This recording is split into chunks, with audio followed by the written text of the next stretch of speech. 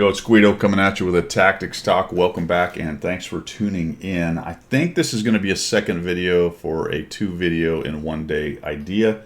The first one should have been the TS-5 bottom tier in a tier 10 battle. This one is the TS-5 top tier. The last one was Redshire, I believe, which is not very conducive to assault TDs, although it's wide open, or sorry, it's more conducive to TDs. More wide open, but not so great for assault TDs. This is a great map for a tank like the TS-5. Assault TD, we're on Himmelsdorf, and I'm going to go ahead and go the banana road. Now, normally I go to the top, up to the hill, even if I'm in a slow tank, but this time I decided, all right, let's open up the aperture. We'll go down to the banana road, see what we can do. I'm looking at the setup, and I'm liking what I see, basically. The T-32, okay, decent accuracy, good turret, but I should be able to snipe his hatch. KPZ, I don't expect him in the banana road. I don't really expect the Progetto. The rest of the stuff I'll handle. I'm not worried about really anything right there at all. So we're going to switch gears from being bottom tier and analyzing the matchmaker and going, well, as I go out, I'm not really going to go to the critical terrain, and we're going to switch gears to this one. I'm now top tier, and I'm going to go to a bully position. Now, as I say a lot, I believe the hill's very important, but I think if you make a push on the banana road, that can be important as well.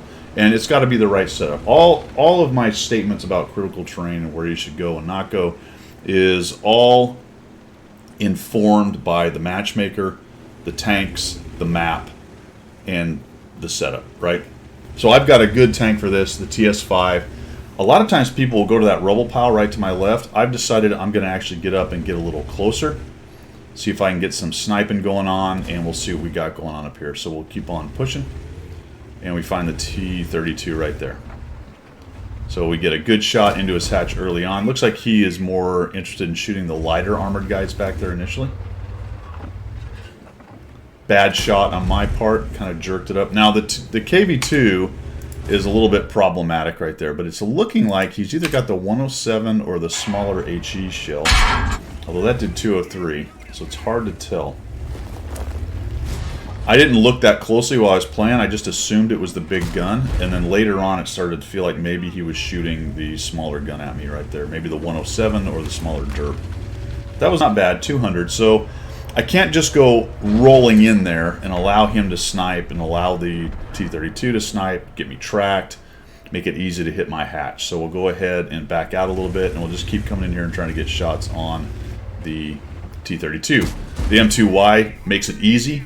That's an easy decision. One other thing you'll notice is the other reason, big reason I'm on the right side of this road is my hatch, right? The hatch is over here on the right side of the tank, so I can cover that up pretty well for a lot of the game by doing something like this. So we snap that guy. Not necessarily snap, but we shoot the KV-2, and that brings him into close to a one-shot. This dude comes out. He just eats a big heat shell right into his turret. It's a tier 7. The turret's not great. You notice underneath it's kind of flat where it's got that little angle. I'm a little bit worried about the KV-2. I'd love to catch him coming out. We're not doing great on the hill right now, so I'm just going to keep kind of pressing here without just driving into the middle of these guys. I need to try to shut down one of these two. Ideally the T-32 if I can get a hold of him. That goes into the wall. Probably should have come around the corner just a little bit more. This thing does reload pretty quickly. So he bounces, 9, 10. So that's got to be the big gun. Put another thump on him, but it's not enough to kill him. Thinking, is he going to come out? I don't know. Let's push in here and try to finish this guy off. Making a living off of shooting this dude's hatch. Kind of a bad aim on my part. He was doing a nice job getting the gun up and turning his turret a little bit. This dude's going to come out and try to aim, and he takes a little bit too long. That last shift where he's trying to get into position to shoot and wait for the zoom was too much. Finally get a bit of RNG helping me out right there. All right, so Banana Road shut down pretty well right there. We got 2,671, but we really only fought one tier 8, a tier 6, and a tier 7 that's not quite dead yet. And we had more or less the same force here. So we're no real overmatch. We haven't created a huge advantage, but we came out of it with a lot more of our hit points intact and a bit of a lead. This guy's trying to get away, but he's not going to. We'll take him down, and now we're going to start looking for more shots. So I want to come around this corner. I don't realize how many guys are there. The Black Prince does get a shot. down to AP. You have to be careful. I sort of hastily shoot that. Now, interesting thing happens here. Somebody comes in and tries to give me a little bit of extra angles here to deal with. I do get into the flat part of the Black Prince. There goes the 5916. I was expecting him maybe to work around behind me. I'm also sort of worried about the WZ coming off the hill. If he comes down and starts shooting me in the side. So I feel like I don't have a lot of time to sit here. I'd like to shut down the Black Prince. I don't really want to push in. I thought about pushing in, but then I decided against it because that's just going to give him a lot of access to my lower hole right there, which is not very strong. And this is what I was worried about. Guys coming up on my side. The E25 takes a couple shots. This guy is unwisely pokes, so I get a shot on him. And he doesn't leave. Now I'm going to try to angulate this thing just a little bit, see if I can get some shots on the E25. I don't know why he did that. Unfortunately, I missed. And he's going to actually come back in there and attempt to set up and shoot us in just a moment. I see the 3485 coming in behind us. I do not want him back there shooting me. He doesn't do a lot of damage with each shot, but after a while, it would hurt enough. E25 is getting some shots, so I'll push forward. I'm going to push forward just to cover up against the E25. Hope my buddy back there deals with him. I'll shoot him. Now I'm getting shot by the 5916, who's just sitting there, and he dies, so someone else gets a hold of him. That's nice. Progetto kills him. Now we can spin back around, and we'll deal with the E25. Sort of rushes by. Thankfully, the T-150 didn't die.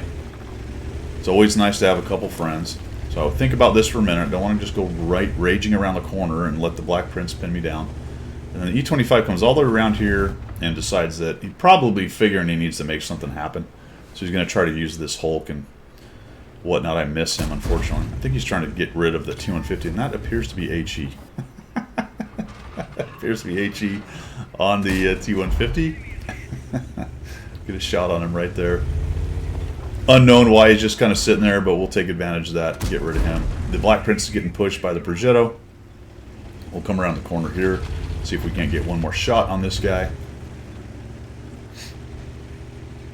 He's just sort of sitting there. Progetto is on the old one-shot action there, it looks like. And we shut it down. 5,094 damage, 1,605 blocks. So kind of the opposite of the one in the morning, where very long game, had to do a lot of repositioning, had to go to kind of an unusual place. That's bottom tier, being more careful. Here we are top tier. We can very much afford to be more aggressive, go down to a position where we can play to the strengths of the TS-5, but continue to fight the fight, right? Continue to send shots downrange. Guys were still there, allowing us to shoot. We could continue to push, but I came to a point where I needed to stop pushing and just hold on for a second and try to lock down guys so I don't get shot from multiple directions, which is always a problem in a casemate right there. So quite a different battle where I didn't really travel very far and just more or less relied more on the armor and the gun as a top tier tank than anything else. Now clearly the team did well for me as well.